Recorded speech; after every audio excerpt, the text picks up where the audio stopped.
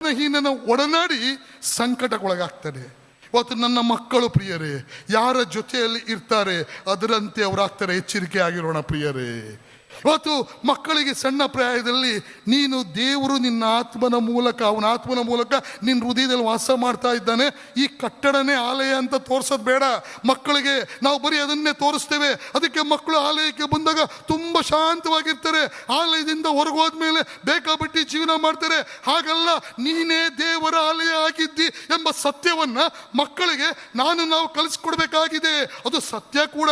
ಸತ್ಯವೇದ ಹೇಗೆ ಹೇಳ್ತದೆ, 1 ಕೊರಿಂಥ 3ನೇ ಅಧ್ಯಾಯ 17ನೇ ವಚನ 16-17ರಲ್ಲಿ ನೀವು ದೇವರ ಆಲಯವಾಗಿದ್ದೀರೆಂದು ದೇವರ ಆತ್ಮ ನಿಮ್ಮಲ್ಲಿ ವಾಸ ಮಾಡ್ತಾನೆಂದು ನಿಮಗೆ ಗೊತ್ತಿಲ್ಲವಾ? ಅದೇ 1 ಕೊರಿಂಥ 6ನೇ ಅಧ್ಯಾಯ 19ನೇ ವಚನ ಹೇಳ್ತದೆ, ದೇವರಿಂದ ದೊರಕಿ ನಿಮ್ಮಲ್ಲಿ ನೆಲೆಗೊಂಡಿರುವ ಪವಿತ್ರ ಆತ್ಮನಿಗೆ ನಿಮ್ಮ ದೇಹವು ಗರ್ಭಗುಡಿಯಾಗಿದೆ ಎಂದು ನಿಮಗೆ ಗೊತ್ತಿಲ್ಲವಾ? ನೀವು ನಿಮ್ಮ ಸ್ವಂತ ಸೊತ್ತಲ್ಲ, ಕ್ರಯಕ್ಕೆ ಕೊಳ್ಳಲ್ಪಟ್ಟವರು. ಆದದರಿಂದ ದೇವರ ಪ್ರಭಾವವನ್ನು ಪ್ರಕಾಶಪಡಿಸಿರಿ ಎಂಬುದಾಗಿ ದೇವರ ವಾಕ್ಯ ಹೇಳ್ತದೆ. ಇದು ಮಕ್ಕಳಿಗೆ ಕಲಿಸ್ಕೊಡ್ಬೇಕು ಪ್ರಿಯರೇ.